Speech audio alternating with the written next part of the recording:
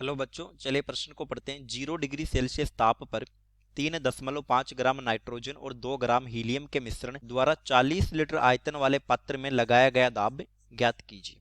तो आइए सबसे पहले प्रश्न की मुख्य अवधारणा पे बात करते हैं। मुख्य अवधारणा, पीवी बराबर एनआरटी आदर्श गैस समीकरण।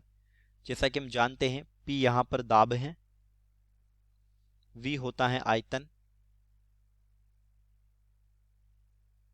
एन गैस के मोल हैं, टी यहाँ ताप है और आर है गैस नियतांक। गैस नियतांक, देखिए आर के कुछ निश्चित मान होते हैं। यहाँ हम प्रश्न में जो आर का मान काम में लेंगे वो होगा 0.0821 atmosphere litre mole inverse kelvin inverse. तो चलिए प्रश्न को हल करते हैं। प्रश्न में हमसे कुल दाब पूछा है, कुल दाब यानी कि पी टोटल हमें पता करना है। तो पी टोटल पता करने के लिए हमारे पास एन टोटल होने चाहिए, यानी कुल मोलों की संख्या। तो हमारी समीकरण हो जाएगी पी टोटल वी टोटल हमें दिया है 40 लीटर, एन टोटल यानी कि कुल मोल, आर टी बट, तो यहां से पी टोटल आ जाएगा एन टोटल आर टी बटा वी टोटल। एन टोटल हो गए कुल मोल, वी टोटल हो गया कुल आयतन। तो देखिए प्रश्न में हमें कुल आयतन तो दिया है 40 लीटर, जो पात्र का आयतन होगा वो कुल आयतन होगा। अब हमें कुल मोल पता करने, तो सबसे पहले हम मोल जानते हैं क्या होता है। मोल बराबर होता है भार बटा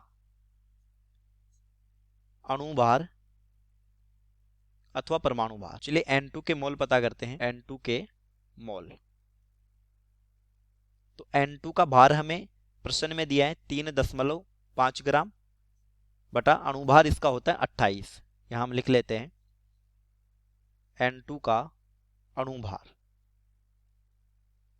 वो है 28 ग्राम, और N2 का भार जो प्रश्न में दिया है, N2 का भार वो दिया है 3.5 ग्राम। ये मान प्रश्न में दिया है, प्रश्न में दिया है। चलिए हीलियम के मोल पता करते हैं। हीलियम के मोल, तो हीलियम का भार हमें प्रश्न में दिया है 2 ग्राम बटा, हीलियम एक परमाणु गैस है तो इसका परमाणु भार होता है 4, ये आ जाता है 0.5 ग्राम। हीलियम का परमाणु भार होता है 4 ग्राम, और हीलियम का द्रव्यमान हमें दिया है, यानी कि जो भार है वो दिया है प्रश्न में 2 ग्राम। तो यहां से हमारे पास एन टोटल का मान आ जाता है, यानी कि कुल मोल आ जाते हैं। देखिए N2 के मोल जब हम हल कर लेंगे तो यहां पर आ जाएगा 0.125।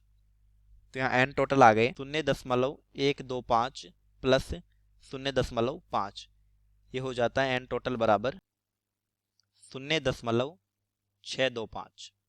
ये हमारे पास कुल मोल है। चलिए इस मान को हमारी समीकरण में लिखते हैं। तो हमारी समीकरण थी पी टोटल बराबर एन टोटल आर टी बटा वी टोटल। एन टोटल अभी हमने निकाला 0.625 गुणा आर का मान हमने मुख्य उदाहरण में समझा था 0.0821। यहाँ पर दाब एटमॉस्फेयर में है इसलिए आर का मान 0.0821 है।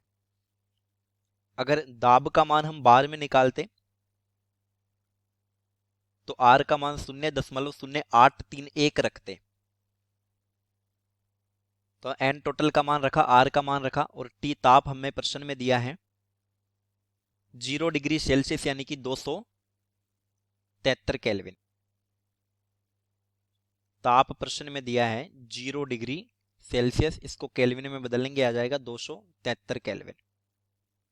ये मान हमें प्रश्न में दिया है, प्रश्न में दिया है, बटा वी टोटल 40।